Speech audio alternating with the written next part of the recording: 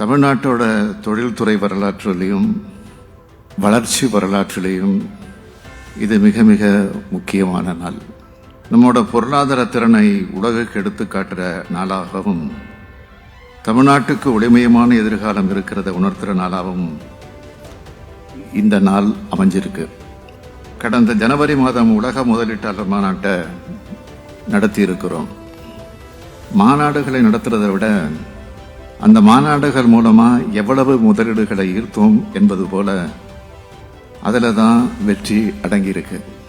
அந்த மாநாடு மூலமா நான் மேற்கொண்ட புரிந்துணர்வு ஒப்பந்தங்களோட எண்ணிக்கை 631. ஈர்க்கப்பட்ட முதலீடுகளோட 6.64 லட்சம் கோடி ரூபாய். இது மூலமா 14 லட்சம் பேருக்கு நேரடியாகவும் 12 லட்சம் பேருக்கு மறைமுகமாகவும் வேலைவாய்ப்பு கிடைக்கும்.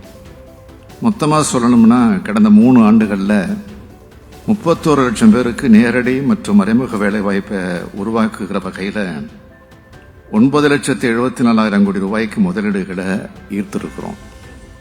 MOU போட்டதோட நம்மளோட கடமை முடிஞ்சிருச்சுன்னு இருந்துடாம அந்த தொழில்களை நிறுவுறதுக்கு தேவையான ஆதரவு சேவைகள் அளிச்சுக்கிட்டு வந்துகிட்டு இருக்கிறோம். அதோட முன்னேற்றத்தை தொடர்ந்து கண்காணிச்சு அந்த திட்டங்கள் விரைந்து செயலாக்கப்படுறத நம்மோட அரசு உறுதி செஞ்சுக்கிட்டு இருக்கு. இது ஏதோ கடமையா மட்டும் கருதாம தன்னார்வத்தோட செயல்படுத்தி காட்டி வரும். அதை மாண்புமிகு தொழில்துறை அமைச்சர் TRV ராஜாவுக்கும் தொழில்துறை அதிகாரிகளுக்கும் என்னோட நெஞ்சார்ந்த வாழ்த்துக்களையும் பாராட்டுக்களையும் நான் இந்த நேரத்தில் தெரிவித்துக் கொள்ள விரும்புகிறேன். இதோட தொடர்ச்சியா சில திட்டங்களை துவக்கி வைக்கவும் சில திட்டங்களுக்கு அடிக்கல் நாட்டவும் நான் வந்திருக்கிறேன்.